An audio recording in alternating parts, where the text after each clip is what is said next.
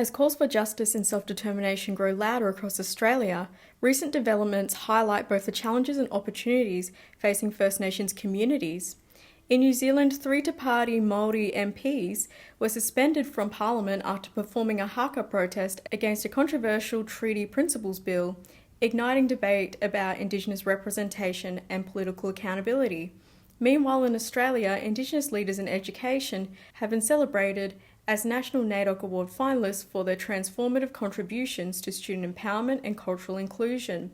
Simultaneously, the tragic death of Kumanjayi White in the NT police custody has renewed calls for an independent investigation and the full implementation of the Royal Commission's recommendations into Aboriginal deaths in custody.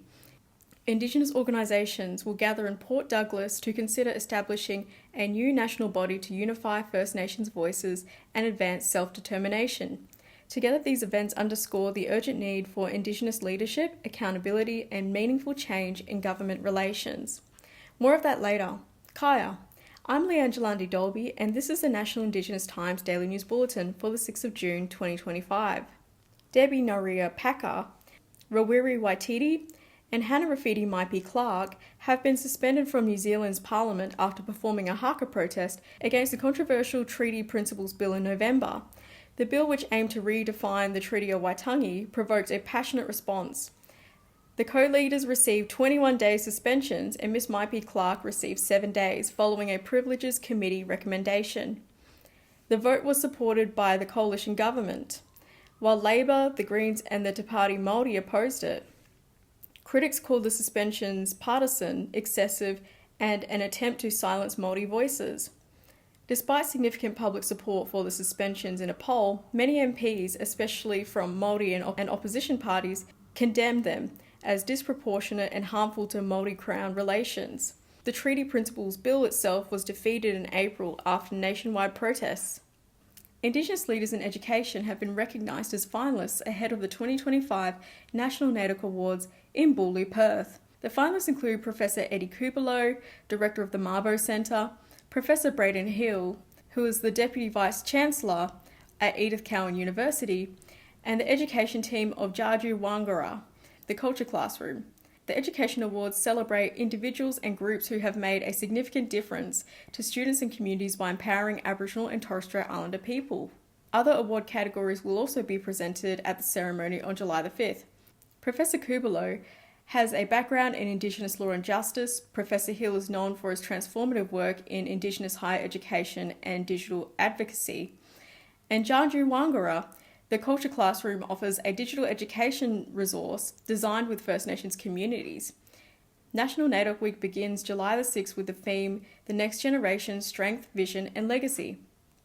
Independent Senator Lydia Thorpe has called for the full implementation of the 1991 Royal Commission into Deaths in Custody recommendations following the death of Kumanjayi White, a 24-year-old Walpuri man who died after being restrained by NT in Alice Springs, also known as Mbantua. National vigils have been held amid widespread calls, including from the National, Aboriginal and Torres Strait Islander Legal Services, for an independent investigation into White's death, rather than an internal police inquiry.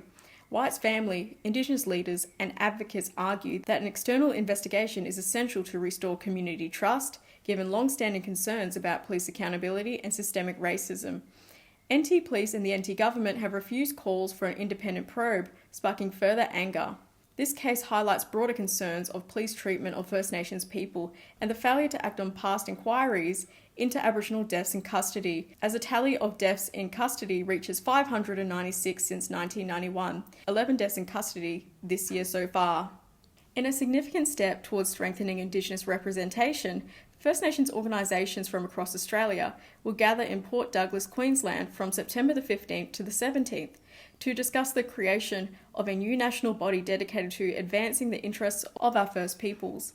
The event, called the National Gathering, is open to Native title bodies and other First Nations representative organisations that have a cultural authority and connection to country.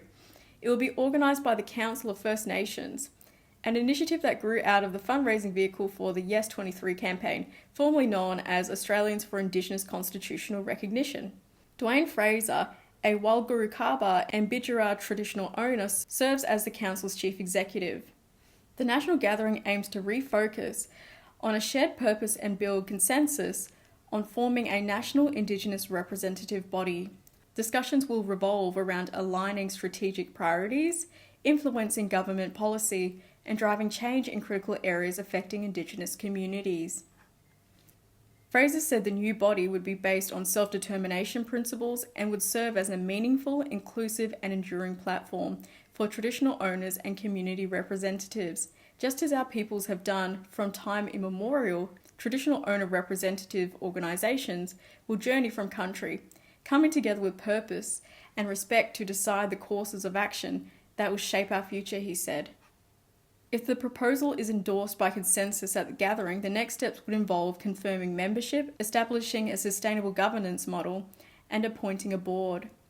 The new body would also define its strategic direction, aiming to continue the progress made by First Peoples and strengthen partnerships with governments and other institutions. And that's today's daily news roundup from the National Indigenous Times. For more news, head to nit.com.au and sign up for our free newsletter.